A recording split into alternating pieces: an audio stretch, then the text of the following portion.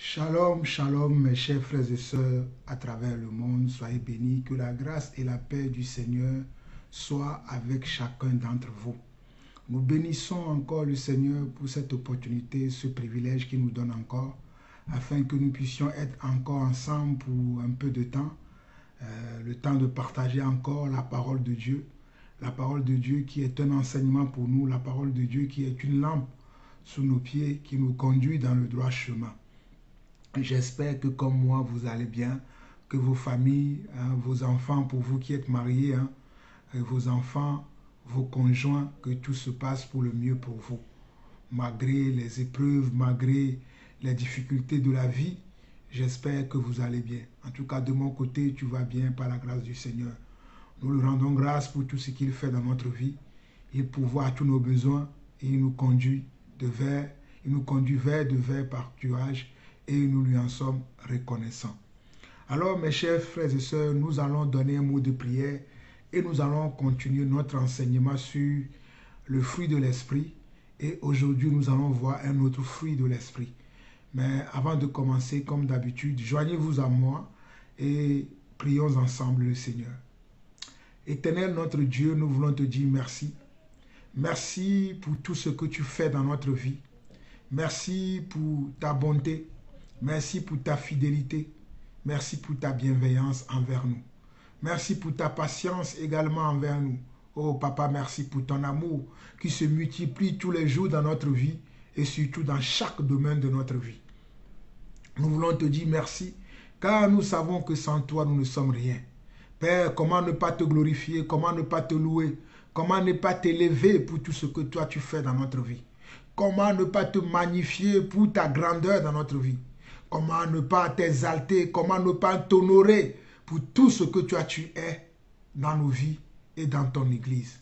Père, je vais encore te dire merci, merci pour la vie de mes frères et sœurs à travers le monde, Papa.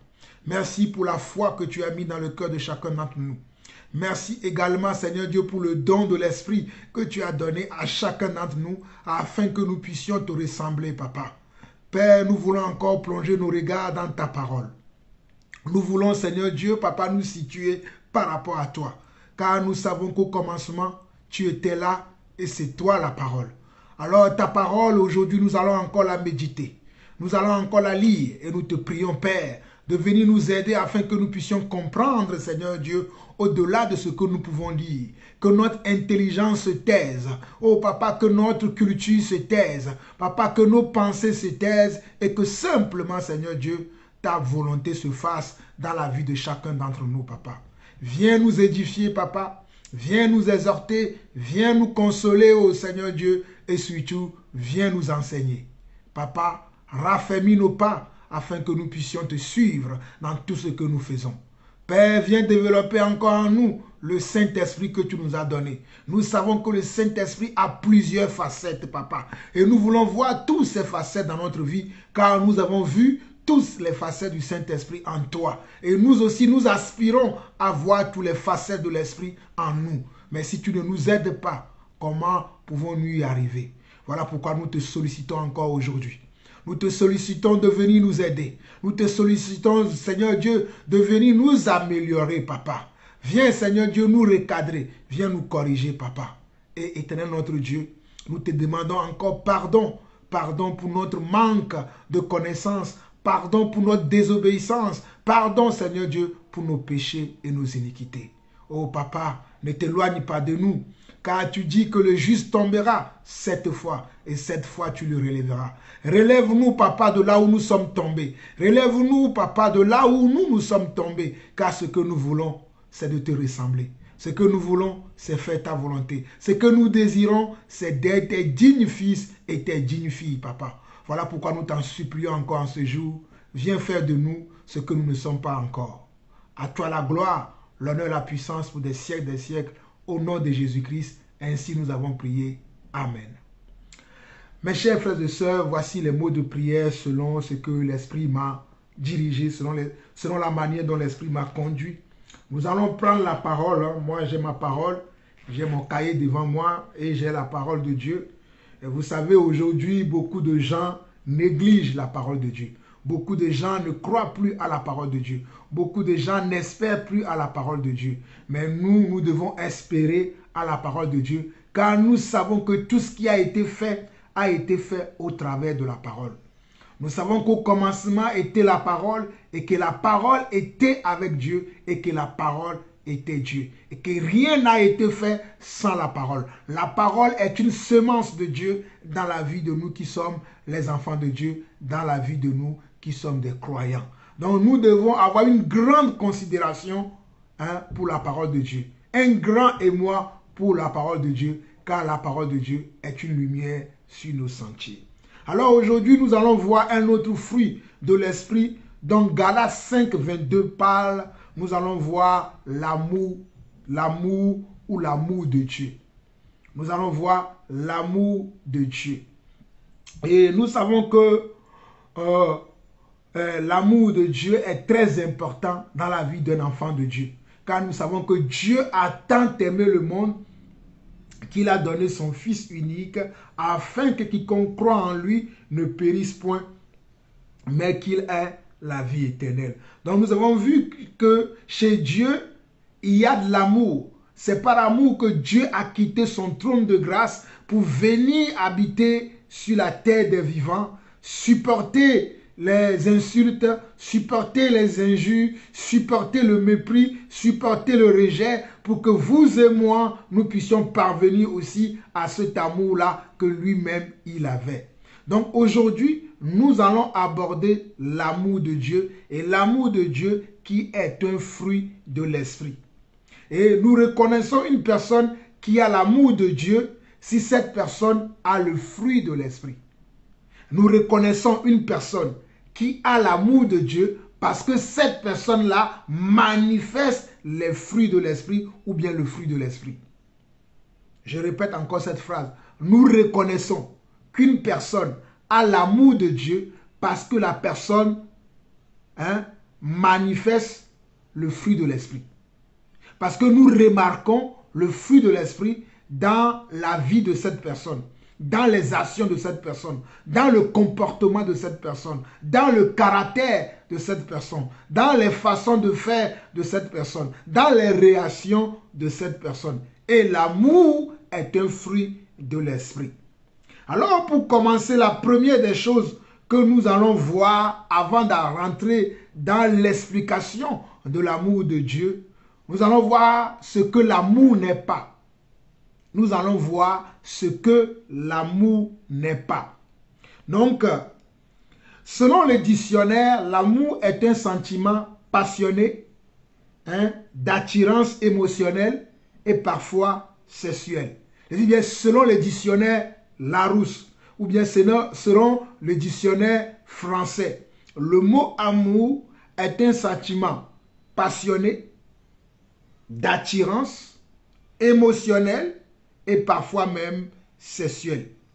Et ce que nous devons comprendre à partir de là, ici, pour que nous ne puissions pas nous tromper, les sentiments et les émotions changent. Les sentiments et les émotions de l'homme peuvent changer. Les sentiments et les émotions de l'homme peuvent changer. Mais l'amour parfait, ou bien l'amour de Dieu, ne change pas. Donc l'amour de Dieu, ce n'est pas l'amour selon le monde ou bien selon le dictionnaire. L'amour de Dieu, ce n'est pas l'amour selon le monde ou selon le dictionnaire qui est un sentiment passionné, d'attirance, d'émotion et parfois qui peut être sexuel. Ce n'est pas de cet amour-là que nous parlons ici. Lorsque nous parlons de l'amour de Dieu comme le fruit de l'esprit, nous ne parlons pas des sentiments passionnés, des sentiments d'attirance, des sentiments d'émotion ou des sentiments d'émotion sexuelle, d'envie sexuelle. Ce n'est pas de ça que nous parlons. Mais nous parlons de quelque chose qui est beaucoup plus fort, qui est beaucoup plus concret, qui est beaucoup plus généreuse que ce dont je viens d'énumérer. Donc l'amour de Dieu est un amour parfait qui ne change pas. Et nous devons comprendre que l'amour n'est pas non plus un coup de foudre.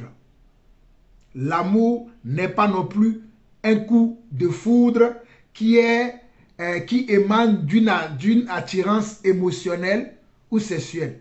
Le coup de foudre est une émotion que l'on ressent, ou bien des sentiments que l'on ressent parce qu'on est attiré par le sexe opposé, par la beauté de quelqu'un, par la corpulence de quelqu'un, par les faits et gestes de quelqu'un. Donc nous devons comprendre également que l'amour de Dieu n'est pas un coup de foudre. Ce n'est pas une attirance émotionnelle. Hein? Quelqu'un qui veut ou qui a... Et qu'est-ce que je peux dire? Ce n'est pas non plus quelque chose qui est à comparer avec quelqu'un qui vit ou qui vit quelque chose ou bien qui vit les mêmes situations que nous. Je répète encore cette partie-là. L'amour n'est pas comme quelqu'un qui vit ou qui a vécu les mêmes choses ou les mêmes situations que nous. Les gens, des fois dans le monde, ils s'aiment parce qu'ils sont de la même culture, parce qu'ils sont du même pays, parce qu'ils sont de même milieu social, parce qu'ils sont de la même famille. Ça, c'est l'amour qui vient de la chair. Donc, ce n'est pas parce que j'ai vécu les mêmes choses ou les mêmes situations que quelqu'un qu'il y a un lien ou bien il y a une affinité qui a émergé entre moi et ce dernier-là que je peux dire que j'ai l'amour de Dieu. L'amour de Dieu, ce n'est pas ça. Ce n'est pas parce que quelqu'un a vécu les mêmes choses, les mêmes situations que moi et je me vois dans cette personne, je me vois dans les épreuves de cette personne, je me vois dans les situations de cette personne que je peux parvenir à dire que j'ai l'amour qui est le don de l'esprit. Ok. Nous devons savoir également que le péché que nous faisons souvent, ou bien le fait de ne pas obéir à la volonté de Dieu, peut ouvrir la porte au manque d'amour en nous. Parce que vous savez que Dieu a dit dans sa parole que nous devons l'aimer de tout notre cœur, de toutes nos pensées et de toute notre force. Dieu nous a dit ça. Il nous a demandé de l'aimer de tout notre cœur, de toutes nos pensées et de toute notre force. Donc lorsque nous n'aimons pas Dieu, nous ne sommes pas non plus dans l'amour. Tout simplement. Lorsque nous n'aimons pas Dieu, lorsque nous n'obéissons pas à sa parole, nous ne sommes pas non plus dans l'amour. Voilà pourquoi je peux dire que chaque pas que nous faisons en dehors de l'amour de Dieu est un péché. Chaque pas que nous faisons en dehors de l'amour véritable de Dieu est un péché. Donc nous venons de voir tout ce que l'amour n'est pas. Nous venons de voir tout ce que l'amour n'est pas. Donc, nous allons voir encore une autre forme de ce que l'amour n'est pas. L'amour n'est pas non plus une association. L'amour n'est pas non plus une association. C'est-à-dire, j'aime telle chose, telle personne aussi ou telle autre personne aussi aime la même chose. Donc, je conclus en moi-même que j'ai l'amour. C'est ce que nous remarquons dans les assemblées. Dans les assemblées, les gens croient que parce que tel frère ou telle sœur ou telle personne a les mêmes attirances, aime les mêmes choses comme moi ou bien pratique les mêmes choses comme moi, donc je conclus que je suis dans l'amour. Non. L'amour n'est pas une association d'attirance ou d'émotion. Je suis dans la même émotion que telle autre personne, donc je peux comprendre que je suis dans l'amour. Parce que dans l'église, nous avons toutes sortes de catégories de personnes. Nous avons les gens qui sont dans le mensonge. Nous avons des gens qui sont dans l'hypocrisie. Nous avons des gens qui sont dans l'injustice. Nous avons des gens qui sont dans la jalousie. Nous avons des gens qui sont dans l'envie. Nous avons des gens qui sont dans les querelles. Nous avons les gens qui sont dans les animosités. Ce n'est pas parce que quelqu'un est dans l'animosité et que moi aussi je suis dans cette même animosité que je peux dire « Ah, j'ai de l'amour ». Parce que l'animosité n'est pas dans l'amour de Dieu. Les querelles ne font pas partie de l'amour de Dieu. L'envie ne fait pas partie de l'amour de Dieu. Voilà pourquoi nous pouvons conclure que l'amour n'est pas une association de pensée. L'amour n'est pas une association de pensée. L'amour est différent. L'amour de Dieu est différent d'une association. Les gens qui aiment les mêmes choses. Parce que, je vais lire un passage pour vous donner un petit éclairage avant que nous continuions. Lisons 2 Thessaloniciens, le chapitre 1, le verset 3. 2 Thessaloniciens, le chapitre 1, le verset 3. Vous allez comprendre quelque chose là-bas. C'est très important. 2 Thessaloniciens, chapitre 1, le verset 3 qui dit ceci. On peut même lire à partir du premier verset pour que vous puissiez mieux comprendre. Paul, Sylvain et Timothée à l'église des Thessaloniciens qui est en Dieu, notre Père, et en Jésus-Christ le Seigneur. Que la grâce et la paix vous soient données de la part de Dieu notre Père et du Seigneur Jésus-Christ.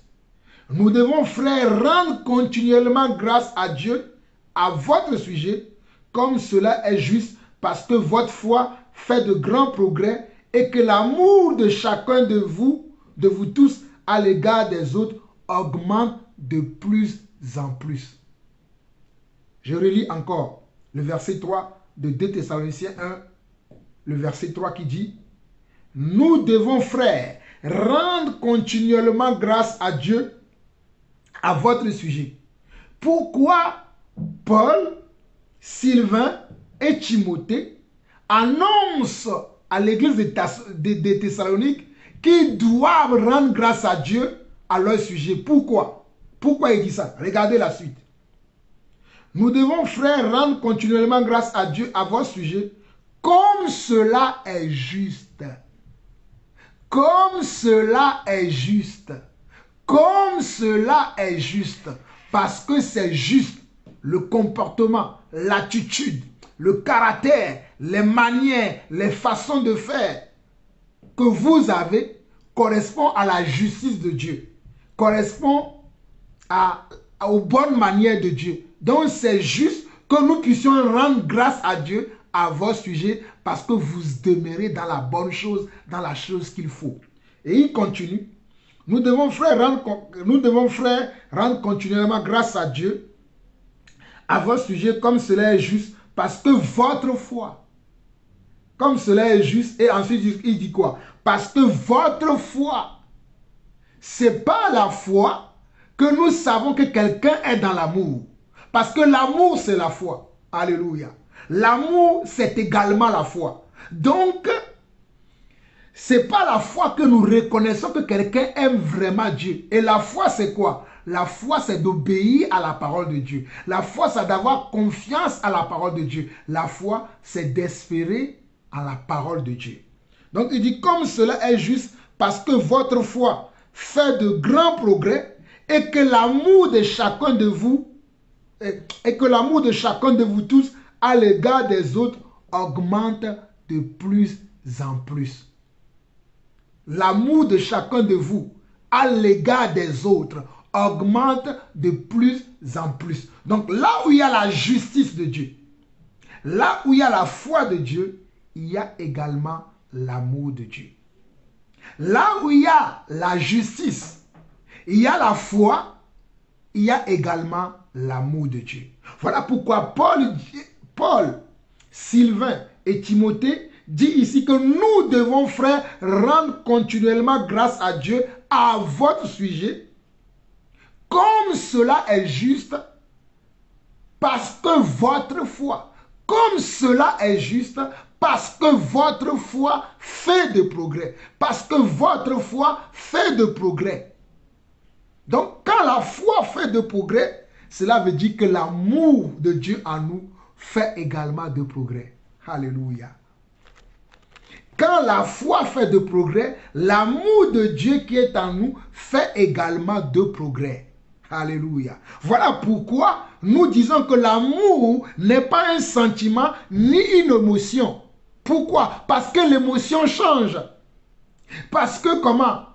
l'émotion change, les sentiments changent, les associations changent, mais la foi ne change pas. La foi ne change jamais. La foi ne change jamais. La foi, elle est la même hier, elle est la même aujourd'hui et elle sera la même éternellement. Voilà pourquoi la Bible dit que la foi nous a été transmise une fois pour toutes. L'amour de Dieu nous a été démontré également une fois pour toutes, car Dieu a tant aimé le monde qu'il a donné son Fils unique afin que quiconque croit en lui ne périsse point, mais qu'il ait la vie éternelle. Donc, nous pouvons comprendre que l'amour n'est pas une association de culture, d'ethnie, d'attirance, de partis politiques, de sentiments, d'émotions ou bien de coups de foudre. L'amour, c'est le progrès de la foi. Alléluia. Quand quelqu'un a de l'amour, c'est parce que sa foi progresse. Sa foi progresse. Il grandit dans l'Esprit de Dieu. Quand tu vois quelqu'un manifester de l'amour, c'est parce que cette personne-là, cette dernière-là, sa foi, la foi de Dieu à l'intérieur de lui, fait de progrès. Voilà pourquoi ce dernier manifeste de l'amour. Parce que l'amour est une terre fertile qui reçoit la sémence de Dieu. Et tout pousse quand il y a de l'amour. Toute semence va pousser dans l'homme quand il y a l'amour de Dieu. Parce que l'amour de Dieu est une semence que nous recevons. L'amour de Dieu, c'est une semence que nous recevons. De la même manière que la Bible dit que la foi est comment? Est une semence. Voilà pourquoi le Seigneur dira que si quelqu'un a de la foi comme un grain de sénévé, il pourra dire à cette montagne, ôte-toi de là, et il le verra s'accomplir. Amen. Donc, l'amour également, comment? Est une semence. Et quelqu'un qui a l'amour de Dieu, va faire pousser tous les caractères de Dieu en lui. Quelqu'un qui a l'amour de Dieu va faire pousser le caractère de Dieu en lui parce qu'il a l'amour de Dieu. Et l'amour de Dieu, comme nous venons de le dire, ce n'est pas un sentiment d'attirance, ce n'est pas une émotion, ce n'est pas une forme d'association quelconque, ce n'est pas des sentiments d'appartenance à un milieu social ou bien à un milieu de mêmes idéaux. Mais l'amour, c'est la foi de Dieu en nous. L'amour a rapport avec la foi de Dieu en nous. Là où il y a de la foi, c'est là où il y a l'amour de Dieu qui se manifeste. Là où il y a de la foi, c'est là où il y a le progrès de Dieu qui va se manifester en nous parce que nous cherchons à ressembler à celui qui nous a donné cet amour ou bien à celui qui produit en nous le vouloir et le faire. Donc l'amour de Dieu est quelque chose de très important que chacun d'entre nous doit comprendre. L'amour de Dieu est quelque chose que tout le monde doit comprendre. Parce que l'amour de Dieu est une semence que Dieu met à l'intérieur de nous. De la même manière que Dieu dit que si nous lui demandons le Saint-Esprit, il nous le donne. C'est de la même manière que Dieu nous donne également l'amour. Lisons un passage rapidement dans Luc 11. Luc 11, le verset 13. Luc 11, le verset 13 qui dit ceci. Luc 11, le verset 13 qui dit: si donc méchants comme vous l'êtes, vous savez donner de bonnes choses à vos enfants, combien plus forte raison, à combien plus forte raison le Père Céleste donnera-t-il le Saint-Esprit à ceux qui le lui demandent? Vous voyez? Il dit, Luc 11, le verset 13 dit: si donc méchants comme vous êtes, vous savez donner de bonnes choses à vos enfants, à combien plus forte raison le Père Céleste donnera-t-il le Saint-Esprit à ce qu'il lui demande. Donc, mes chers frères et sœurs, si nous qui sommes des hommes, qui sommes des méchants, méchants veut dire des hommes qui ont des difficultés à obéir à la volonté de Dieu, des hommes qui ont des difficultés à suivre Dieu, à marcher comme Dieu, nous savons donner de bonnes choses à nos enfants. À plus forte raison, notre Dieu qui a quitté son trône, qui a quitté sa gloire, qui a quitté la puissance, qui a quitté les anges et les archanges, qui a quitté tout son règne et qui est venu sur la terre pour nous montrer et nous donner son amour. Donc Dieu nous donne de bonnes choses. Dieu ne nous donne pas de l'hypocrisie. Dieu ne nous donne pas de l'envie. Dieu ne nous donne pas de la jalousie. Dieu ne nous donne pas des querelles. Dieu ne nous donne pas des animosités. Dieu ne nous donne pas d'avoir des choses qui n'ont rien à voir avec lui. Il nous donne de bonnes choses. Donc tu ne peux pas dire que tu as l'amour de Dieu, mais que tu te retrouves dans les choses qui n'ont rien à voir avec Dieu. Tu ne peux pas dire que tu as l'amour de Dieu et on va te voir dans des situations, dans des choses qui n'honorent et qui ne glorifient pas Dieu. Voilà pourquoi je vous dis que l'amour de Dieu n'est pas une association de pensée, n'est pas une association de rituels. Puisque moi je fais ces rituels-là dans ma maison, toi aussi tu le fais chez toi, nous sommes dans l'amour de Dieu. Nous pouvons nous aimer. Non, ce n'est pas ça l'amour. L'amour n'a rien à voir avec un sentiment de coup de foudre qui est une attirance comment? Émotionnelle, sentimentale, parfois sexuelle. L'amour n'a rien à voir avec ça. Ça, c'est la chair. Parce que Galates 5, 22 nous dit que comment? Galates 5, 22 nous révèle le fruit de l'esprit. Nous avons Galates 5, à partir du verset 19 jusqu'au verset 20 à 21, on a vu les fruits de la chair. Et dans les fruits de la chair, nous avons ce genre de choses. Avoir les mêmes attirances, avoir les mêmes envies. Là où il y a l'envie, les querelles, les animosités. Hein?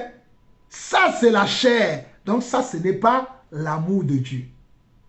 Donc ce n'est pas parce que mon frère ou ma soeur aime la même chose comme moi que je peux dire que nous sommes dans l'amour de Dieu. Non, l'amour de Dieu, ce n'est pas ça. L'amour est une loi que Dieu nous a donnée. Voilà pourquoi Dieu a dit, tu aimeras ton prochain comme toi-même. Parce que l'amour, c'est une loi. Le manque d'amour nous met dans une prison. Celui qui n'a pas l'amour de Dieu, il est dans une prison. Celui qui n'a pas développé ce fruit à l'intérieur de lui, c'est comme il est dans une prison. Parce que l'amour est une loi. C'est un commandement que Dieu nous donne. Voilà pourquoi Dieu a dit que toute la parole de Dieu se résume en comment? En ces deux phrases, ou bien en ces deux phrases que je vais vous donner. La première, c'est que nous devons aimer Dieu de tout notre cœur, de toutes nos pensées et de toute notre âme. Je ne sais pas si vous comprenez ça. Nous devons aimer Dieu de tout notre cœur, de toute notre âme et de toute notre pensée. Et la seconde, nous devons aimer notre prochain comme nous-mêmes. Et si nous faisons cela, nous avons effectivement l'amour de Dieu en nous. C'est ça la foi de Dieu.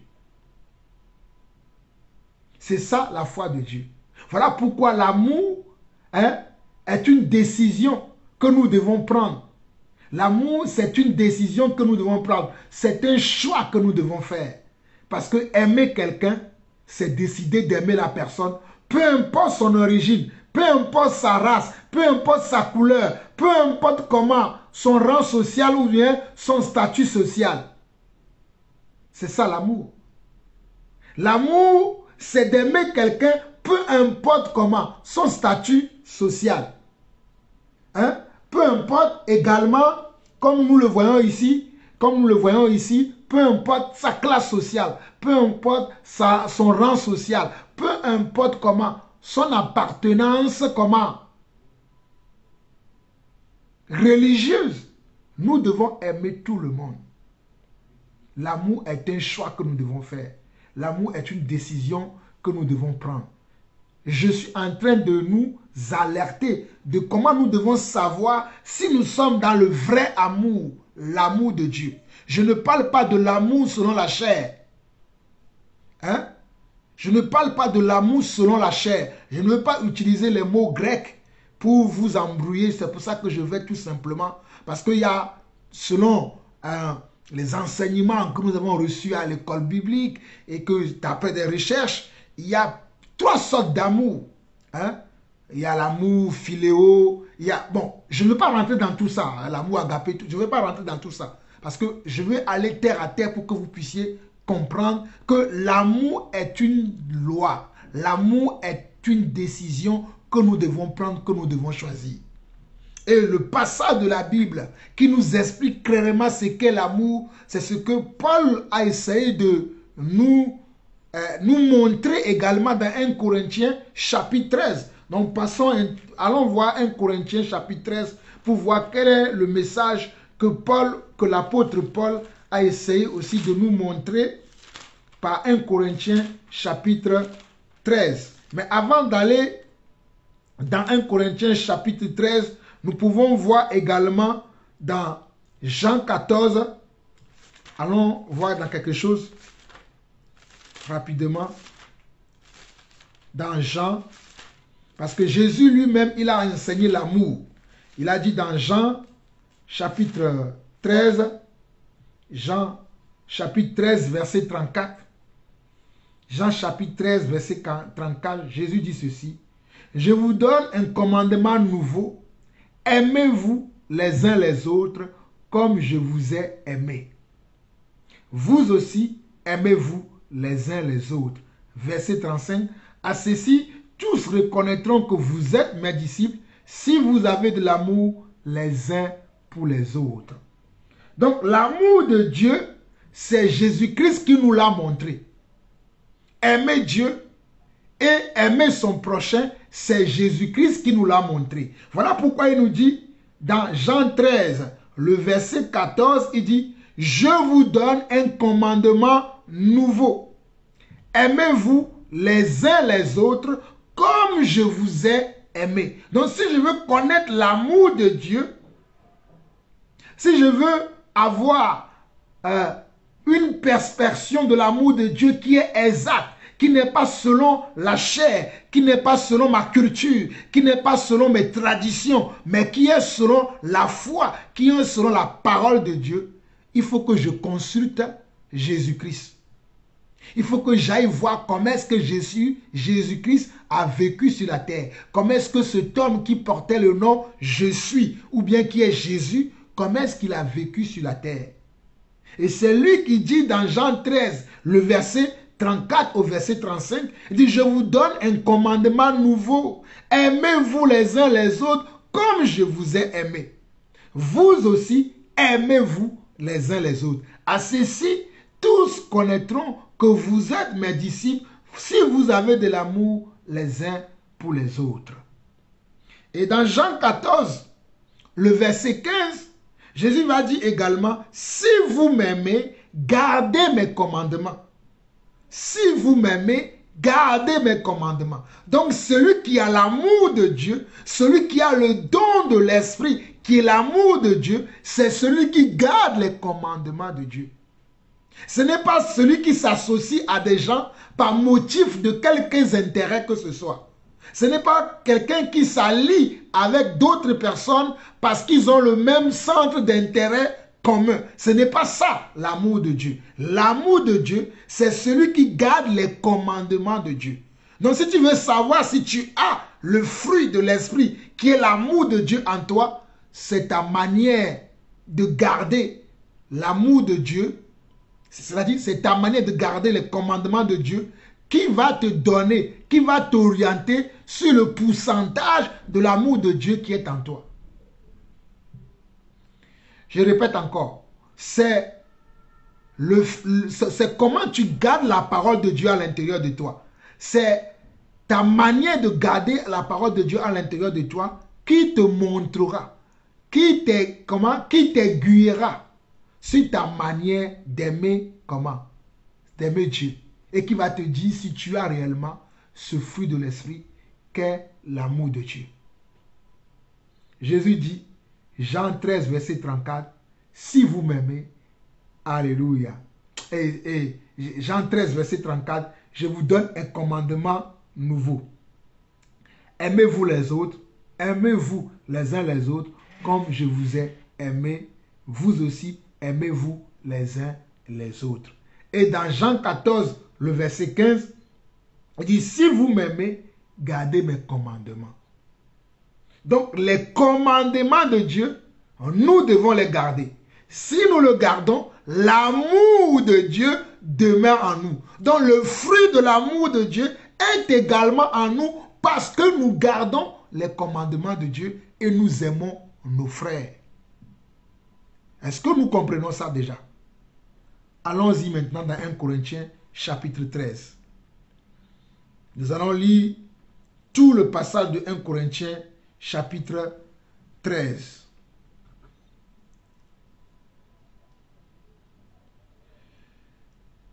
Paul dit ceci. Quand je parlerai les langues des hommes et des anges, si je n'ai pas l'amour, je suis un airain qui résonne ou un cymbale qui retentit.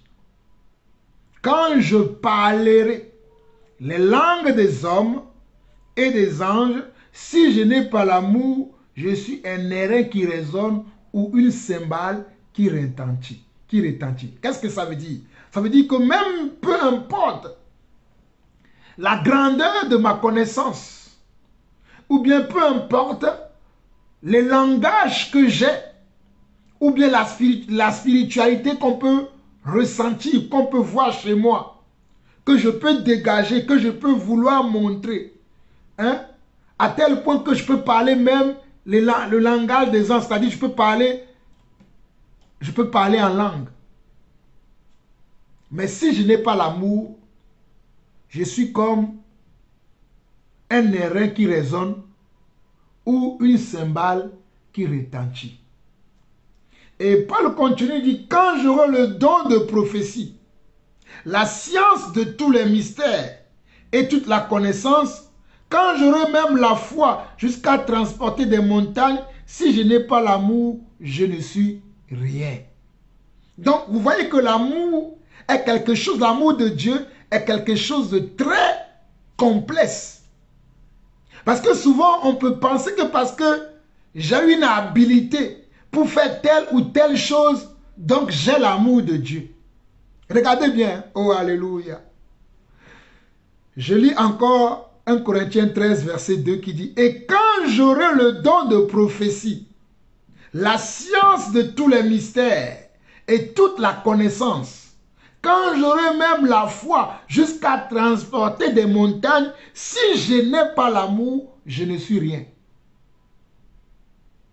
Donc, parfois, parce que nous avons une certaine appétence pour accomplir certaines choses dans l'église, dans la vie de nos frères et sœurs, si nous avons quelques dons spirituels que nous mettons en exercice dans le cadre de l'église, au milieu de l'assemblée des saints, hein, nous croyons que nous avons l'amour. Hein? Mais l'amour est un don de Dieu que nous devons avoir également. Est un fruit de l'esprit. Mais Paul dit, et quand j'aurai le don de prophétie. Le don de prophétie, c'est merveilleux. Hein? Alléluia. Celui qui a le don de prophétie, c'est celui à qui Dieu révèle les choses et lui le redit à d'autres personnes. Dieu révèle des situations. Dieu révèle des paroles. Dieu révèle des faits. Dieu révèle des choses même de l'avenir à cette personne et il le révèle. Je continue. Il dit, si tu as la science de tous les mystères, c'est-à-dire tu as la science de pouvoir décortiquer la parole de Dieu. Je ne prétends pas que j'ai cette science-là. De décortiquer la parole de Dieu dans tous les sens. C'est Dieu qui me permet de parler. Et je parle comme Dieu souhaite que je parle. Alléluia. Donc tu as la science de tous les mystères et toute la connaissance. Quand j'aurai même la foi jusqu'à transporter des montagnes, si je n'ai pas l'amour, je ne suis rien. Donc mes chers frères et sœurs, Ce n'est pas parce que j'ai de la foi. Je prie pour les gens sont guéris. J'impose les mains aux malades, les malades sont guéris. Je chasse des démons. Je reçois des révélations. J'ai même le don de vision. J'ai le don de foi. Hein? J'ai plein de choses dans ma vie qui s'exercent que automatiquement, je suis dans l'amour de Dieu. J'aimerais que vous compreniez ça déjà. Que je suis dans l'amour de Dieu. Tu peux avoir toutes ces choses, mais est-ce que tu aimes Dieu réellement? Oh, alléluia. Suivez-moi très attentivement. Hein. Je sais là où je vous amène. Suivez-moi très attentivement à ce moment précis-là. Je dis bien, je peux avoir des dons magnifiques, des grâces excellentes, à tel point que, oh, je suis tellement un homme ou une femme qui donne des prophéties claires. Pas des prophéties mensongères, mais des prophéties qui viennent vraiment du cœur de Dieu. Je peux révéler même des choses cachées. Je peux révéler les mystères de Dieu. Oh, alléluia. Et je suis accompagné de la foi d'une certaine manière que quand j'impose même les mains aux malades sont guéris. Dans les situations où les gens ont peur, ont des doutes, oh, moi j'ai la confiance, j'ai l'assurance. Je peux avoir tout ça et être loin de Dieu. Pourquoi? Lisons la suite. C'est la suite qui révèle pourquoi nous sommes, comment nous pouvons avoir tout ça et nous sommes loin de l'amour de Dieu qui est parfait, qui bannit la crainte. Regardez, verset 3. Et quand je distribuerai tous mes biens pour la nourriture des pauvres, et quand je livrerai même mon corps pour être brûlé, si je n'ai pas l'amour, cela ne me sert à rien. Donc cela ne dépend pas de ce que je fais. Au fait, l'amour de Dieu ne dépend pas de ce que je fais. C'est là où je veux vous en venir. C'est là où je veux vous emmener. L'amour de Dieu ne dépend pas de ce que je fais de bien. L'amour de Dieu ne dépend pas de ce que je fais de bien. Mais quelle est la motivation qui est derrière? Ah, c'est là où il y a l'amour de Dieu. Quelle est la motivation qui m'amène à distribuer tous mes biens, la nourriture des pauvres, hein, à me livrer ou bien à livrer mon corps pour que mon corps soit brûlé? Pour quelle motivation je fais ça? Est-ce que je le fais pour ma propre gloire ou bien je le fais pour la gloire de Dieu?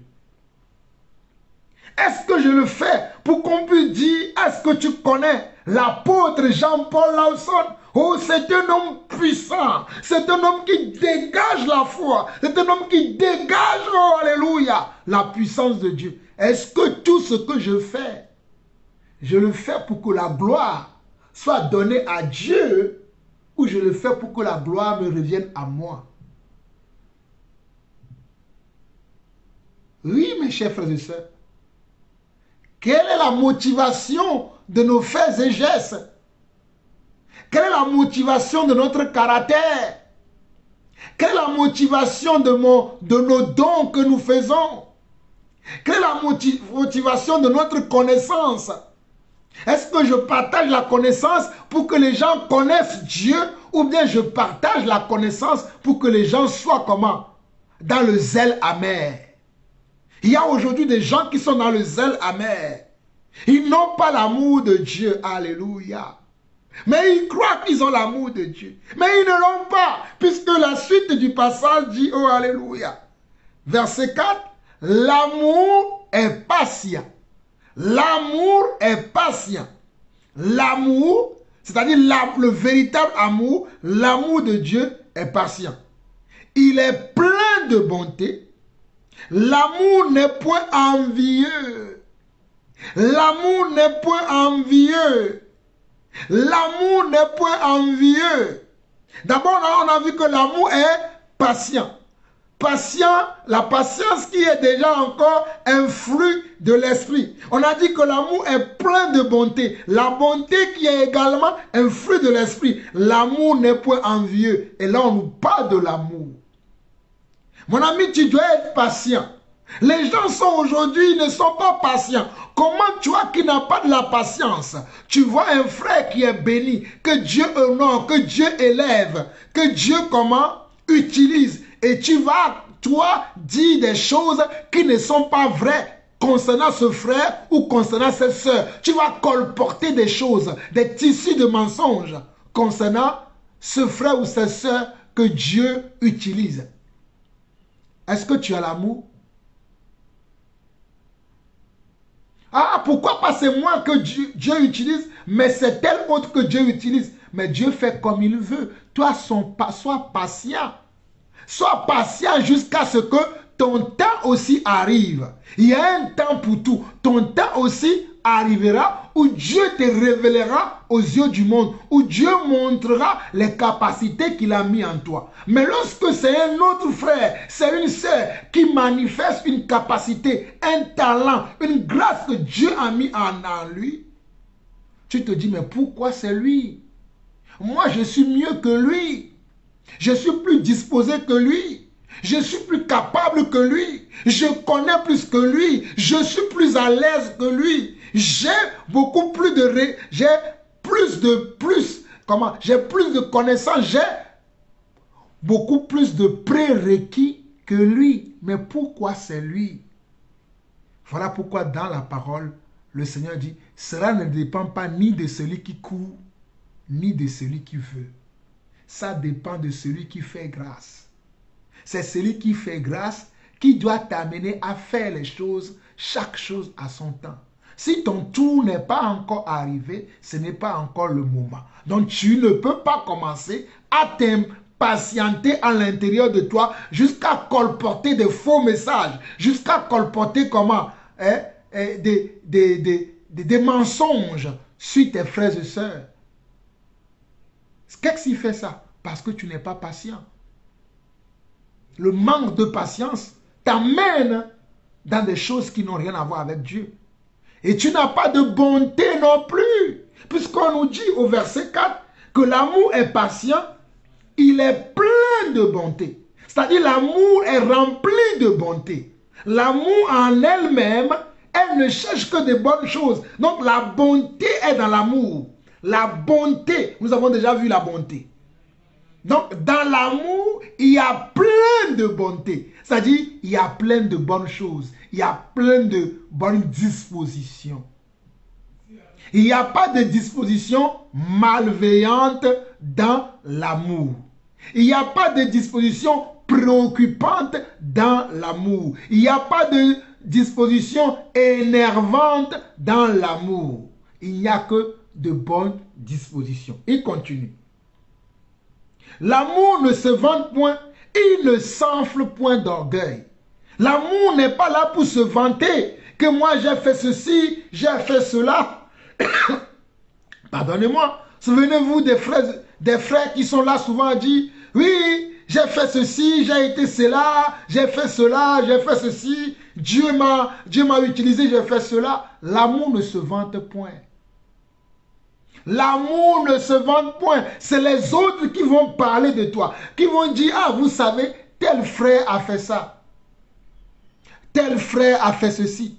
Telle sœur a fait cela. Il a accompli telle chose. Il en a accompli celui-là aussi. Mais ce n'est pas à toi d'aller crier sur les toits. J'ai fait ceci. Je suis capable de cela. Je peux faire ceci. Je peux. Tout tourne autour de toi. De ta personne. Alors que tout doit tourner autour de la personne de celui qui te donne l'amour. C'est-à-dire de Jésus. Tout ne doit pas tourner autour de toi, mais tout doit tourner autour de celui qui t'a appelé et celui qui t'a accordé cette grâce-là. C'est lui, c'est autour de lui que les gens doivent s'assembler. Les gens doivent s'assembler autour de Jésus. Les gens ne doivent pas s'assembler autour de toi, la personne que Jésus utilise. Les gens vont dire, ah mais Même si Dieu utilise l'instrument, l'instrument aussi a besoin d'être glorifié, non? Nous ne disons pas non. Mais c'est au dépend de l'instrument lui-même. Ce n'est pas lui-même qui va le vouloir. Ce n'est pas lui-même qui va chercher. Ce n'est pas lui-même qui va dire glorifiez-moi, hein, élevez-moi. C'est-à-dire on va l'élever à son insu. On va le glorifier à son insu. On va le mettre à un piédestal très honorifique à son à son insu. Il ne saura pas. Il ne préméditera pas ça. Quand je vois des serviteurs de Dieu qui invitent d'autres serviteurs de Dieu et quand ils les invitent, ils les insufflent ce qu'ils doivent prêcher, ce qu'ils doivent dire pour amener le peuple à aller dans le même sens que eux-mêmes ils vont là. Est-ce que ça c'est l'amour? C'est de l'hypocrisie, c'est de la duplicité. Ça n'a rien à voir avec l'amour, regardez. L'amour n'est point envieux, l'amour ne se vante point, il ne sent point d'orgueil. L'amour n'est point envieux. Tu n'envies pas tes frères et sœurs. Tu n'envies pas les autres. Tu ne regardes pas ce qui se passe dans la vie des autres pour pouvoir vouloir la même chose. Tu peux imiter. L'imitation est de Dieu. Imiter tes frères et sœurs, hein, qui sont arrivés à un niveau plus élevé dans la foi, à un niveau de progrès qui t'inspire toi aussi. Ça, c'est de Dieu. Mais envier, vous allez me dire, mais c'est quoi la différence entre envie et l'imitation? Celui qui veut imiter, il a de bonnes dispositions de cœur. Il demande à l'autre, oh frère, dis-moi, comment est-ce que tu arrives à faire telle chose? Oh ma soeur, comment est-ce que tu arrives à faire telle chose? Parce qu'il veut apprendre. Mais celui qui a de l'envie, il va dénigrer la chose. Il va dire, oh ça c'est rien. Moi j'ai accompli ça depuis longtemps. Oh, moi je ne suis plus encore là. Ça fait longtemps que moi je suis là-bas. Oh ça c'est rien ça. Oh c'est juste, oh mais ça c'est rien. Parce qu'il est en train de faire quoi? Il envie la personne. Il a une haine envers la personne. Et si je continue, on dit, l'amour ne se vante point. Nous avons vu comment se vanter. Et ne sent point d'orgueil. Tu ne fais rien pensant que c'est toi-même qui as accompli cela. Comme si cela venait de toi-même. Non. Il est écrit que qu'as-tu que tu n'as pas reçu? Et si tu l'as reçu, pourquoi te glorifies-tu? Alléluia. Nous pouvons lire ça. C'est dans 1 Corinthiens également. Je crois 1 Corinthiens chapitre 4, si mes souvenirs sont bons.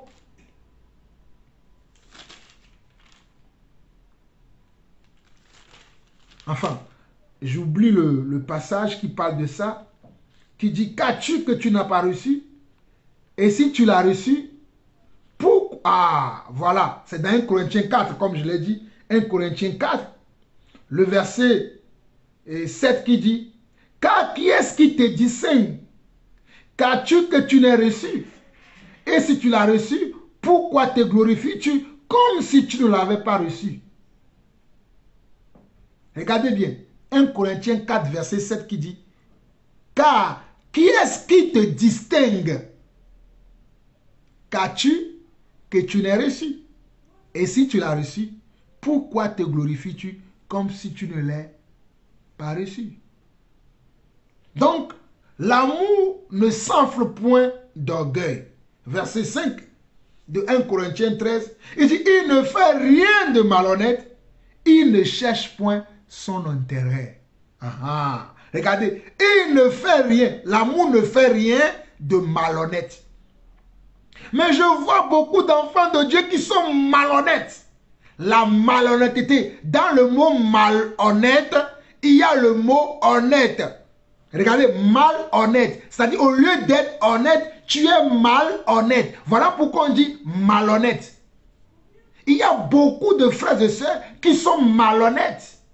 Et ils croient qu'ils ont l'amour de Dieu. On dit, il ne fait rien de malhonnête. L'amour de Dieu ne fait rien. Rien de, il ne fait rien. Cela ne veut pas dire qu'aujourd'hui tu es dans l'honnêteté et demain tu es dans la malhonnêteté. Et qu'après demain tu es dans l'honnêteté. Non, tu ne dois rien faire dans lequel on doit retrouver de la malhonnêteté chez toi. En tout cas, ce n'est pas moi qui ai écrit. Hein. On dit, il ne fait rien de malhonnête. Dans tout ce que tu dois faire, il doit avoir comment? La vérité chez toi. Il doit avoir l'honneur dans ce que tu fais. Dans ce que tu fais, on doit voir l'honnêteté, on doit voir la vérité, on doit voir la franchise dans ce que tu fais. Il ne doit pas avoir une hypocrisie cachée. Il y a des gens qui sont dans l'hypocrisie. Ils ne s'aiment pas entre eux, mais ils sont dans l'église et ils s'associent pour faire des choses. Mais tu vois que la personne là, il a une dent contre toi.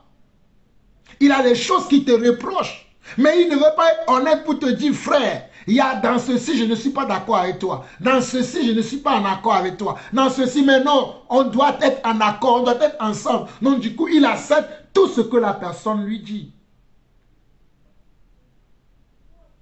Ça, c'est la malhonnêteté. Tu as vu le frère dans une situation, ou la sœur dans une situation qui ne glorifie pas Dieu. Tu dis non, je ne veux pas lui dire. Le Saint-Esprit va lui révéler. Mais pourquoi le Saint-Esprit a montré à toi? La Bible ne dit pas veiller les uns sur les autres. Si le Seigneur a permis que tu puisses voir la faute de ton frère ou la faute de ta soeur, c'est pour que tu puisses la lui révéler. C'est pour que tu puisses lui montrer le droit chemin. Mais tu ne lui montres pas.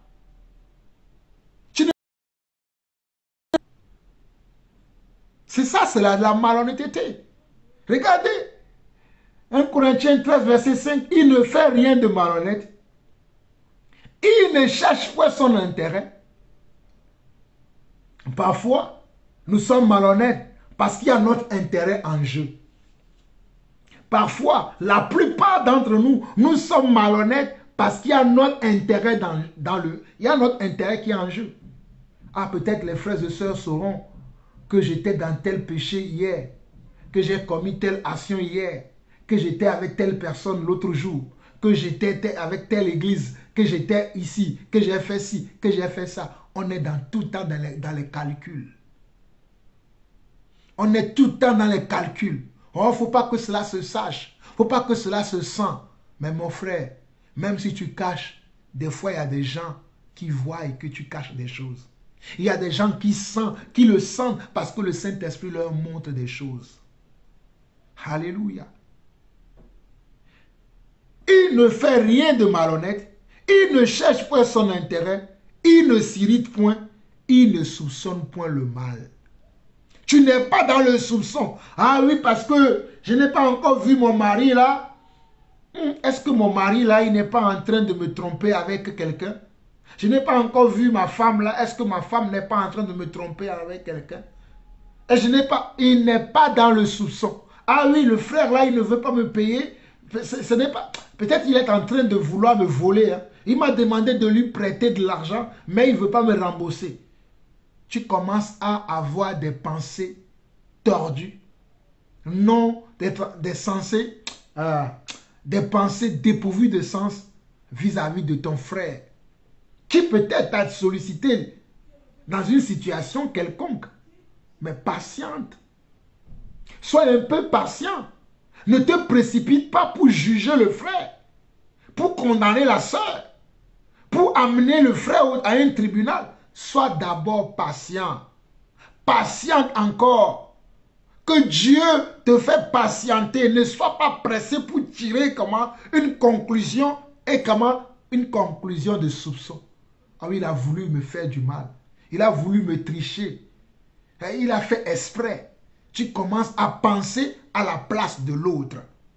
Tu commences à imaginer des choses malsaines, des choses impures, des choses qui ne sont pas propres vis-à-vis de la personne, vis-à-vis du frère. Alors que le frère ou la sœur n'est pas dans telle situation, n'est pas dans cette disposition-là que toi tu prétends avoir dans ta pensée, dans ton âme et dans ton cœur, qui te pousse même des fois à faire certaines actions. Le frère n'est pas dans ça. Donc l'amour de Dieu ne soupçonne point le mal. Qu'est-ce qu'il dit? Regardez. L'amour de Dieu ne soupçonne point le mal. Verset 6.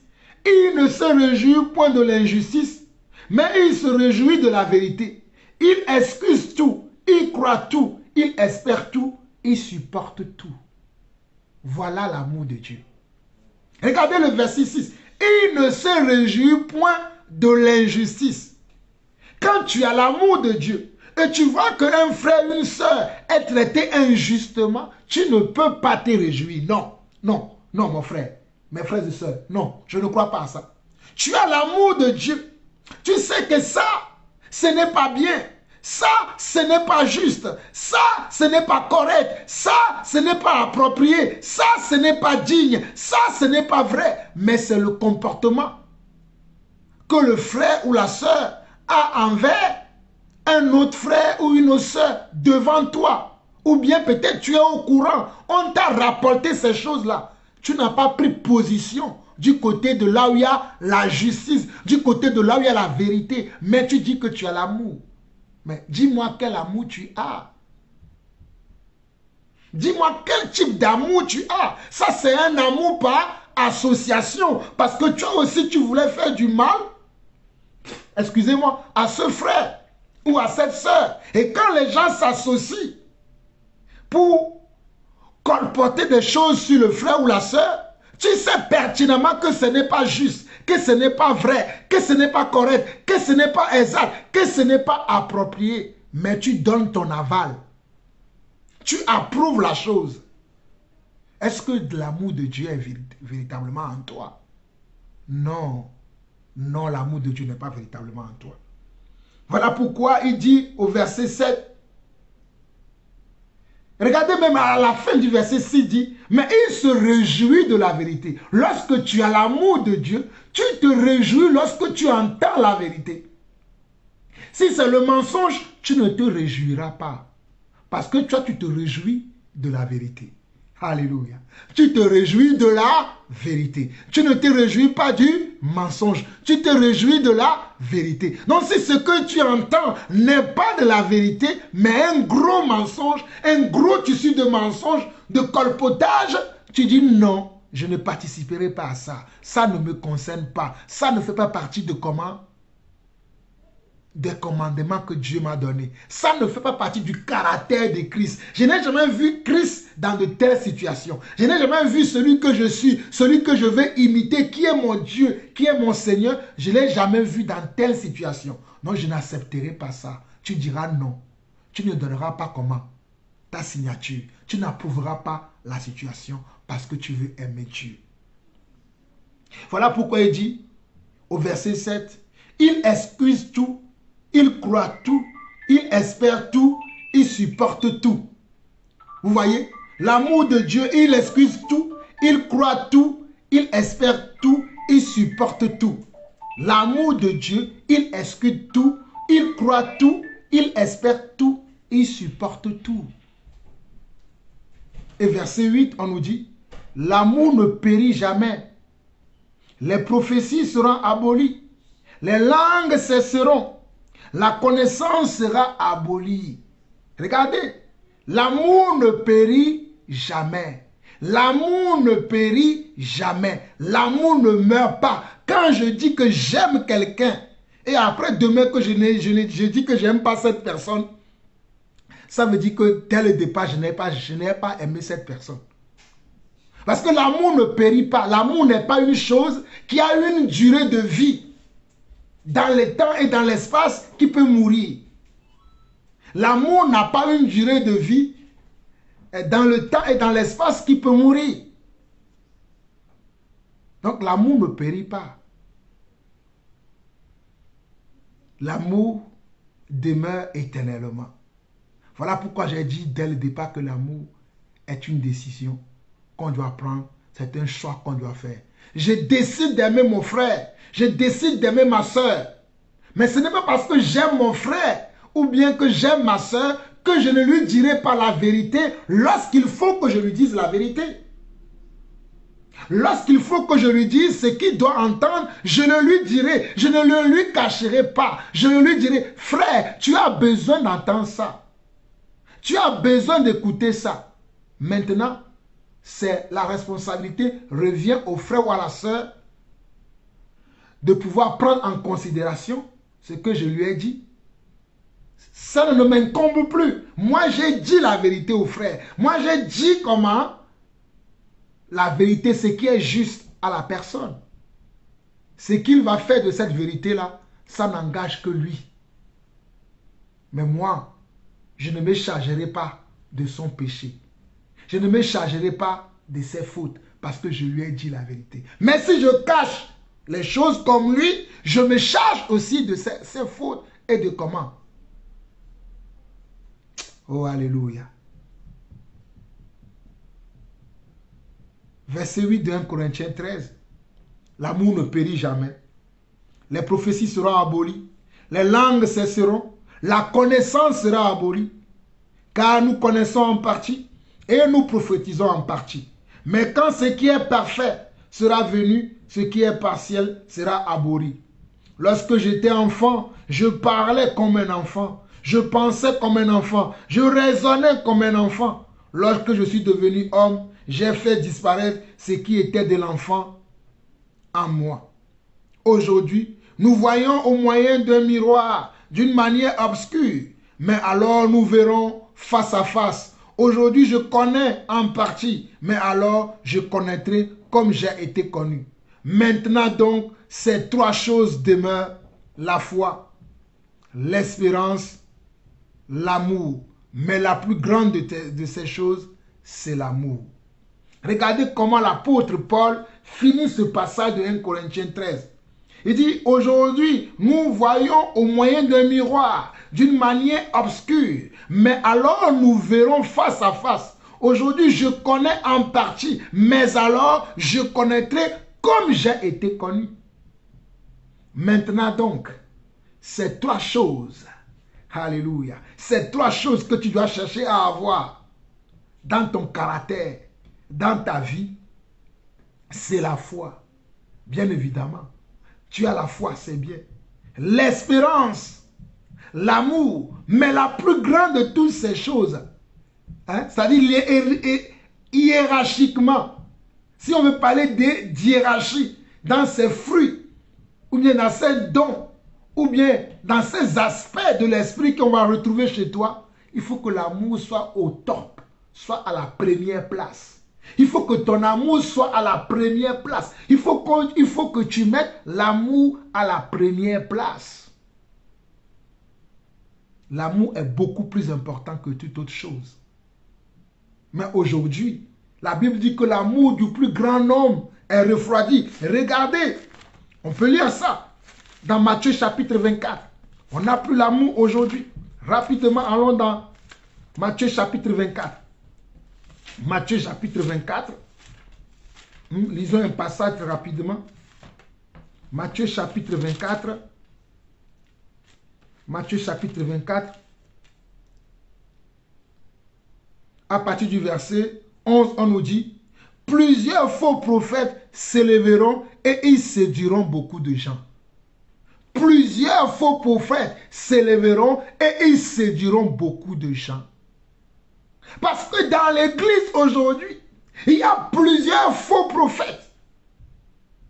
Quand on dit qu'il y a des faux prophètes, cela veut dire également qu'il y a des faux enseignements qui n'ont rien à voir avec les enseignements de Yeshua à Mashiach, qui n'ont pas de rapport, qui n'ont pas de communion avec l'enseignement de notre Dieu. Et quel est le but de ces enseignements? C'est de nous refroidir dans notre amour pour Dieu et dans notre amour pour nos frères et sœurs. Ces enseignements ont pour but de nous refroidir dans notre amour pour Dieu d'abord et également pour nos frères et sœurs qui sont nos semblables. Et si je continue, le verset 12, et parce que l'iniquité se sera accrue, l'amour du plus grand nombre se refroidira. Et parce que l'iniquité se sera accrue, l'amour du plus grand nombre se refroidira. Qu'est-ce qui fait que l'amour de Dieu se refroidit aujourd'hui? Ou bien qu'on n'a pas l'amour de Dieu en nous? Parce qu'il y a trop d'iniquité dans l'église. Il y a trop de péché dans nos vies. On n'a pas la consécration qu'il faut. On n'a pas l'amour de la parole qu'il faut. L'amour de la vérité que nous devons avoir, nous ne l'avons plus. Nous avons préféré des chimères. de ramasser de faux enseignements au profit de la parole de Dieu. Nous avons préféré comment? De raconter des histoires qui n'ont ni queue ni tête, des contes profanes que certains prophètes, certains serviteurs, certains apôtres, certains pasteurs, certains évangélistes, certains enseignants ou docteurs de la parole enseignent aujourd'hui. Nous avons préféré ces choses parce que nous avons été séduits par ces paroles au détriment de la parole de Dieu. Donc l'amour n'est plus dans l'église aujourd'hui. L'amour a disparu de nos cœurs.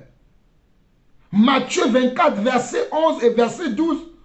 Plusieurs faux prophètes s'élèveront et ils séduiront beaucoup de gens.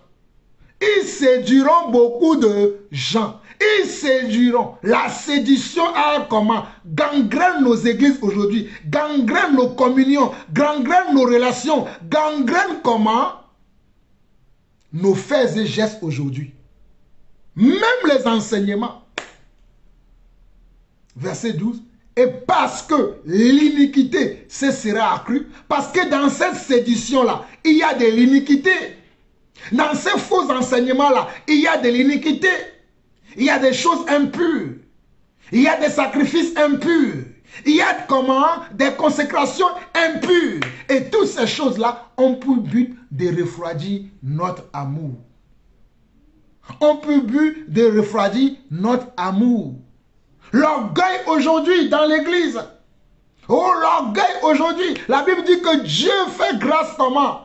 Aux humbles, mais il résiste aux orgueilleux. Voilà pourquoi dans 1 Corinthiens 13, le verset 6, on a vu que quoi? On a vu que l'amour n'est point comment? N'est point orgueilleux. Là, dans l'amour, il ne doit pas avoir de l'orgueil, parce que Dieu résiste aux orgueilleux, mais il fait grâce aux humbles. Dieu résiste aux orgueilleux, il fait grâce aux humbles. Nous allons voir rapidement un passage dans 1 Jean 4. 1 Jean 4 rapidement. 1 Jean 4. 1 Jean 4. 1 Jean 4. 1 Jean 4. Je vais finir. Il y a tellement beaucoup de choses à dire, mais je vais aller plus vite pour finir rapidement. 1 Jean 4. Lisons du verset 8 au verset 12 qui dit ceci. Celui qui n'aime pas n'a pas connu Dieu, car Dieu est amour. Regardez, 1 Jean 4, verset 8 au verset 12 dit, celui qui n'aime pas n'a pas connu Dieu, car Dieu est amour. On dit, celui qui n'aime pas n'a pas connu Dieu, car Dieu est amour. Donc les enseignements que tu reçois doivent avoir pour but d'amener à aimer Dieu. Ah oui. Les enseignements que nous recevons doivent avoir pour objectif aimer Dieu.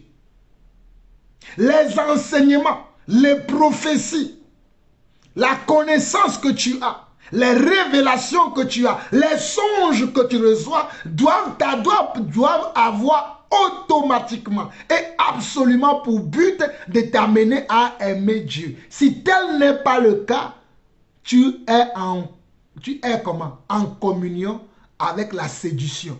Sache-le aujourd'hui. Tu es en communion avec un esprit séducteur. Ce n'est pas l'esprit de Dieu. Tu es en communion avec un esprit malin quelque part. Ou bien tu es en communion avec un faux serviteur. Tu es en communion avec comment? Un blasphémateur. Car on dit, celui qui n'aime pas n'a pas connu Dieu. Car Dieu est amour. Je continue. L'amour de Dieu a été manifesté envers nous en ce que Dieu a envoyé son Fils unique dans le monde afin que nous vivions par lui. Afin que nous vivions par lui veut dire afin que nous vivions par Christ. Et Christ c'est quoi? C'est aussi la parole. Christ c'est quoi? C'est la vérité. Christ c'est quoi? C'est la fidélité. Christ c'est quoi? C'est la bonté. Christ c'est quoi? C'est la justice. C'est la justice également. C'est la bienveillance. Verset 10. Et cet amour consiste non pas en ce que nous avons aimé Dieu, mais en ce qu'il nous a aimés et a envoyé son Fils comme victime expiatoire pour nos péchés. Regardez verset 11. Bien-aimés, si Dieu nous a ainsi aimés, nous devons aussi nous aimer les uns les autres. Regardez bien. 1 Jean 4, verset 12. Bien-aimés, si Dieu nous a ainsi aimés, nous devons... 1 Jean 4, verset 11 d'abord. Il dit, bien-aimés, si Dieu nous a ainsi aimés, nous devons aussi nous aimer les uns les autres. Verset 12. Personne n'a jamais vu Dieu. Personne n'a jamais vu Dieu. Si nous nous aimons, aimons-nous les uns les autres. Dieu demeure en nous et son amour est parfait en nous. Alléluia. Regardez verset 13. Nous connaissons que nous demeurons en lui et qu'il demeure en nous parce qu'il nous a donné de son esprit. Alléluia. Voilà la vérité. 1 Jean 4, verset 11 à 13 dit, bien-aimés, si Dieu nous a ainsi aimés, nous devons aussi nous aimer les uns les autres. Personne n'a jamais vu Dieu. Si nous nous aimons les uns les autres, Dieu demeure en nous et son amour est parfait en nous. Nous connaissons que nous demeurons en lui et qu'il demeure en nous parce qu'il nous a donné son esprit. Donc, quel est l'esprit que tu as reçu? Et que tu ne demeures pas dans la parole de Dieu. Tu ne demeures pas dans la vérité de la parole. Tu ne demeures pas comment? Dans la justice de la parole. Tu ne demeures pas dans l'amour de la parole. Tu ne demeures pas dans la contemplation de la parole comme parole révélée et vérité de Dieu qui est inchangeable. Peu importe les temps et les siècles, la vérité de Dieu ne change pas. C'est pour ça qu'on dit que Dieu est le même hier, aujourd'hui et éternellement. Il ne change pas. Mais pourquoi aujourd'hui, toi, tu veux changer? Parce que tu crois que Dieu, c'est une chose qui change de forme entre-temps. Non, Dieu ne change pas de forme. C'est nous qui devons nous adapter à lui. Oh, alléluia. Et dans 1 Jean 3, 1 Jean 3, le verset 14 au verset 16 dit, ne vous étonnez pas, frères, si le monde vous hait. Ne vous étonnez pas, frères, si le monde vous hait. Nous savons que nous sommes passés de la mort à la vie parce que nous aimons les frères. Celui qui n'aime pas demeure dans la mort. Celui qui n'aime pas son frère demeure en quoi? Demeure dans la mort. Quiconque hait ou bien quiconque haït son frère est un meurtrier. Et vous savez qu'aucun meurtrier n'a la vie éternelle demeurant en lui. Regardez bien. Oh, j'aime la parole de Dieu. Oh, 1 Jean 3, nous pouvons lire même à partir du verset 11.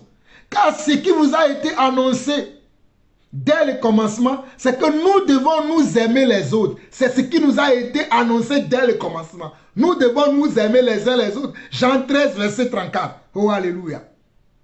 Et ne pas ressembler à Caïn, qui était du malin et qui tua son frère. Caïn était comment? Du malin. Voilà pourquoi je vous citais les œuvres de la chair tout à l'heure, quand je disais qu'il y a des choses qui ne font pas partie de l'amour. La haine, la colère, la animosité, l'envie, la jalousie. Voilà. Qu'est-ce qui a amené Caïn à tuer son frère? C'est l'envie, c'est la jalousie, c'est la querelle. Et ne pas ressembler à Caïn qui était du malin et qui tua son frère. Et pourquoi le tua-t-il? Parce que ses œuvres étaient mauvaises. Parce que ses œuvres, n'ayons pas des œuvres mauvaises en nous. Et que celle de son frère était juste. Soyons justes comme Dieu. Il est possible et il est très important que nous soyons justes comme Dieu. Alléluia. Et verset 13 au verset 14, il dit, ne vous étonnez pas, frères, si le monde vous hait. Nous savons que nous sommes passés de la mort à la vie parce que nous aimons les frères. Celui qui n'aime pas demeure dans la mort. Celui qui n'aime pas demeure dans la mort. Et le verset 15 là, c'est encore clair. Quiconque haït son frère est un meurtrier. Et vous savez qu'aucun meurtrier n'a la vie éternelle demeurant en lui. Verset 16. Nous avons connu l'amour en ce qui nous a donné sa vie. Nous avons connu l'amour. C'est-à-dire nous avons rencontré l'amour. Nous avons été en contact avec l'amour. Et l'amour de Dieu, c'est Jésus-Christ également. Et Jésus-Christ, c'est également la parole. Alléluia. En ce qu'il a donné sa vie pour nous, nous aussi, nous devons donner notre vie pour les frères. Nous aussi, nous devons donner notre vie pour les frères. Alléluia. L'amour est la vie. Celui qui n'a pas l'amour est dans la mort. Il est un meurtrier, mais celui qui aime donne la vie. Nous devons donner notre vie pour les autres si nous avons l'amour parfait de Dieu en nous. Nous devons aimer comme Dieu, car l'amour de Dieu est immense. L'amour, c'est écouter. L'amour ne soupçonne point. Il est patient en toutes choses. Il ne s'enfle point d'orgueil. Il ne soupçonne pas le mal. Et un dernier passage très rapidement, on va lire. Je vais m'arrêter là. Hein. Je vais m'arrêter. Il y a tellement beaucoup de choses à dire encore, mais je vais m'arrêter là selon que le Seigneur nous fait grâce. Mais lisons Philippiens chapitre 2, verset 2. Regardez ce que Paul dit encore dans Philippiens chapitre 2, verset 2. Philippiens chapitre 2, verset 2 dit, il dit quoi? Paul dit, rendez ma joie parfaite, ayant un amour, regardez, rendez ma joie parfaite, ayant un même sentiment, un même amour, une même âme, une même pensée. Voilà l'amour parfait de Dieu. Rendez ma joie parfaite, ayez un même sentiment, un même amour, une même âme, une même pensée. Verset 3, il dit, ne faites rien par esprit de parti ou par vaine gloire, mais que l'humilité vous fasse regarder les autres comme étant au-dessus de vous-même. Verset 4, il dit, que chacun de vous, au lieu de considérer ses propres intérêts, considère aussi ceux des autres. Voilà l'amour qui vient de Dieu. Voilà l'amour qui vient de l'esprit. Voilà l'amour qui est un fruit de l'esprit. L'amour qui est un fruit de l'esprit est un amour qui est juste, est un amour qui marche dans la vérité, est un amour qui cherche la justice de Dieu, est un amour qui cherche la foi de Dieu et qui veut faire les choses selon la volonté de Dieu. Voilà pourquoi Paul dira dans Philippiens 2, verset 2 au verset 4, « Rendez ma joie parfaite, ayant un même sentiment, un même amour, une même âme, une même pensée. Ne faites rien par esprit de parti ou par vaine gloire, mais que l'humilité vous fasse regarder les autres comme étant au-dessus de vous-même. » Verset 4, « Que chacun de vous, au lieu de considérer ses propres intérêts, considère aussi ceux des autres. » On ne doit pas faire les choses par esprit de parti. Moi, je suis de Paul. Moi, je suis d'Apollos. Ça, c'est esprit de parti. Moi, je suis pour la parole de Dieu. Oh, moi, je suis de telle église. Moi, je suis de telle autre église. Moi, je suis de tel pasteur. Moi, je suis de tel autre pasteur. Nous devons être pour la parole de Dieu. Oh, moi, je suis avec telle personne. Je ne suis pas avec telle. Je suis avec telle. Nous devons être pour la parole. C'est la parole qui doit nous mettre en accord et d'accord. C'est avec la parole de Dieu que nous devons être en accord et être d'accord. Ce qui doit nous séparer, c'est ce qui n'est pas de la parole de Dieu. Ce qui doit faire que nous devons avoir, comment? Des divergences, c'est ce qui n'est pas de la volonté de Dieu. Mais si il n'y a rien qui ne nous oppose à être divergents, pourquoi allons créer des divergences par esprit de parti? Parce que je n'aime pas un tel. Par rapport peut-être à sa couleur de peau. Peut-être par rapport à sa manière de s'exprimer. Peut-être par rapport à sa manière de faire certaines choses. Pour ne citer que cela. Alors, les destructeurs de l'amour, c'est la religion. Les destructeurs de l'amour, c'est la religion. Oh, le Seigneur me permet de lire un passage pour vous. Les destructeurs de l'amour, c'est la religion. Celui qui détruit l'amour, ce qui peut détruire l'amour d'un enfant de Dieu, c'est la religion. la religion ou la tradition des hommes. Ça peut faire comment? Ça peut faire détruire l'amour d'un homme. Regardons dans Jean 7, le verset 24. Jésus dit quoi? Jean 7, le verset 24. Jésus dit, je connais le verset là par cœur, mais c'est pour vous que je cherche. Jean 7, il dit, ne jugez pas selon l'apparence, mais jugeons selon la justice.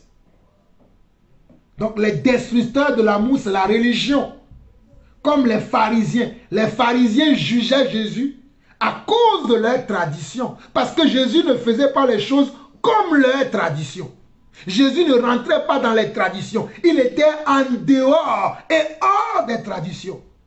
Mais les pharisiens voulaient qu'il soit dans la tradition. Et Jésus n'était pas dans la tradition.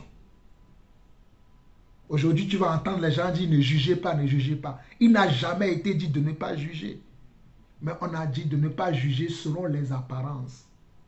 On ne doit pas juger selon l'apparence, mais on doit juger selon la vérité. Regardez. Jean 7, verset 24 dit, ne jugez pas selon l'apparence, mais jugez selon la justice. Nous devons être justes dans notre jugement. Il faut que notre justice soit comment? Juste. Soit juste. Notre justice doit être juste.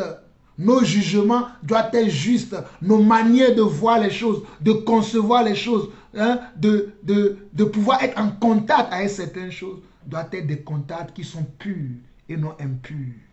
Alléluia. Il y a une chose aussi qui détruit l'amour, c'est l'orgueil. L'orgueil détruit l'amour. Il y a quelque chose aussi qui détruit l'amour, c'est l'orgueil. 1 Pierre 5 rapidement. 1 Pierre chapitre 5. 1 Pierre chapitre 5 dit cela. 1 Pierre 5 rapidement pour que vous puissiez comprendre ces choses. Je sais que vous comprenez, mais 1 Pierre 5 verset 6 dit, 1 Pierre 5 verset 5 dit, de même vous qui êtes jeunes, soyez soumis aux anciens et tous dans vos rapports mutuels, revêtez-vous d'humilité, car Dieu résiste aux orgueilleux, mais il fait grâce aux humbles. De même vous qui êtes jeunes, soyez soumis aux anciens et tous dans vos rapports mutuels, revêtez-vous d'humilité, car Dieu résiste aux orgueilleux, mais il fait grâce aux humbles. Et une dernière chose que nous pouvons dire qui détruit aussi l'amour, c'est l'offense. Les gens qui sont offensés. L'offense est le destructeur de l'amour. C'est une âme de Satan. Un frère t'a offensé, tu dois le pardonner. Un frère t'a offensé, tu dois le pardonner. Mais si tu gardes l'offense, qu'un tel frère m'a blessé, un tel frère m'a mal parlé, une telle soeur a agi mal envers moi et que tu ne veux pas pardonner, sache que tu es en train de détruire l'amour de Dieu en toi et tu es en train de détruire l'amour que tu dois recevoir aussi des autres personnes. On doit pardonner nos frères et sœurs. On doit pardonner. Le pardon est plus grand que la haine. Le pardon est plus grand que la colère. Le pardon est plus grand que l'indifférence. Le pardon est plus grand que le mépris. Voilà pourquoi dans Matthieu chapitre 6, c'est le Seigneur qui me permet de vous révéler ces dernières choses et nous allons nous quitter sur ces quelques conseils que le Seigneur nous donne. Matthieu chapitre 6, où le Seigneur a enseigné la prière sacerdotale. Hein, il dit, Matthieu chapitre 6, il dit au verset 14, il dit, si vous pardonnez aux hommes leurs offenses, votre Père céleste vous pardonnera aussi. Si vous pardonnez aux hommes vos offenses, votre Père céleste vous pardonnera aussi. Regardez bien, Matthieu chapitre 6, verset 14 dit, si vous pardonnez aux hommes leurs offenses, votre Père céleste vous pardonnera aussi. Verset 15, mais si vous ne pardonnez pas aux hommes votre Père ne vous pardonnera pas non plus vos offenses. Donc, nous devons comprendre que la religion qui pousse les gens à s'entretuer, à faire les querelles inutiles entre eux, détruit l'amour de Dieu. L'orgueil également détruit l'amour de Dieu. Et l'offense également détruit l'amour de Dieu. N'oubliez pas ça. La religion détruit l'amour de Dieu. L'orgueil détruit l'amour de Dieu. Et l'offense détruit également l'amour de Dieu. Ne soyons pas des religieux, ne soyons pas des orgueilleux, ne soyons pas des gens qui n'arrivent pas à lâcher prise lorsque nous sommes offensés par nos frères et sœurs. Lâchons prise sur les offenses que nous recevons et pardonnons nos frères afin que Dieu notre Père aussi puisse nous pardonner. Alors mes chers frères et sœurs, il y a beaucoup de choses à dire encore, mais je crois que le Seigneur qui est notre Dieu, qui nous a aimés et qui nous a détruits et qui nous a démontré son amour, vous démontrera encore comment vous devez développer cette capacité à aimer Dieu, cette capacité de l'Esprit qui nous a donné, qui est l'amour. Il lui-même, il vous montrera, il vous guidera, il vous façonnera le chemin, il vous dirigera, il vous guidera, il vous montrera tout ce qu'il faut concernant l'amour de Dieu à développer dans votre vie. Moi, j'ai parlé pour vous donner quelques pistes sur lesquelles nous devons travailler, pour vous montrer ce que l'amour de Dieu n'est pas, pour vous révéler certaines choses que moi-même j'ai expérimenté dans ma vie, dans mon parcours et que je continue ou bien que je vois encore dans ma vie. Mais j'ai compris que je dois venir à la source qui est la parole de Dieu et de m'adapter à la parole de Dieu afin que je ne détruise pas l'amour de Dieu que Dieu m'a donné. Je ne vais pas en aucun moment détruire l'amour de Dieu que Dieu m'a donné. Voilà pourquoi je ne dois pas être un religieux et je ne suis pas un religieux. Voilà pourquoi je ne suis pas dans l'orgueil. Parce que l'orgueil, comment? Précède quoi? Il précède la chute. Mais l'humilité précède la gloire. Voilà pourquoi je ne veux pas être non plus dans l'offense. Mais je pardonne à mes frères et sœurs ce qu'ils m'ont fait. Je pardonne à mes prochains ce qu'ils me font. Et je fais confiance au Seigneur, que le Seigneur lui-même, il me pardonnera aussi lorsque je suis en faute. Et nous devons faire de toute notre tout ce qui est de notre capacité de ne pas offenser nos frères et sœurs, afin de ne pas leur tendre un piège pour que l'ennemi puisse les garder dans les liens de l'offense. S'il vous plaît, mes chers frères et sœurs, ne soyons pas des religieux, ne soyons pas des offenseurs, afin de ne pas tendre un piège à nos frères et sœurs, surtout pour ceux qui sont faibles dans la foi. Surtout pour ceux qui sont faibles, en guillemets, dans la foi, qui ne sont pas encore à la maturité comme nous, qui peuvent faire la part des choses. Nous avons des frères et sœurs qui n'ont pas encore cette sagesse, qui n'ont pas encore cette maturité pour savoir faire la part des choses. Pour eux là, mes chers frères et sœurs, faisons attention à ce que nous faisons. Que le Seigneur nous aide, que le Seigneur continue à nous émonder, à nous faire grâce. Nous avons vu aujourd'hui le fruit de l'esprit, l'amour, et le Seigneur continuera à vous révéler encore ce que vous devez connaître, ce que vous devez savoir, ce que vous devez travailler, parce que chacun doit savoir là où il est. Voilà pourquoi la Bible dit, examinez-vous vous-même pour savoir si vous êtes dans la foi. Moi, je dirais que examinons-nous nous-mêmes pour savoir si nous sommes dans l'amour de Dieu. Examinons-nous nous-mêmes. Vous avez écouté votre frère, le serviteur, l'apôtre Jean-Paul Lawson. Shalom, shalom et shalom.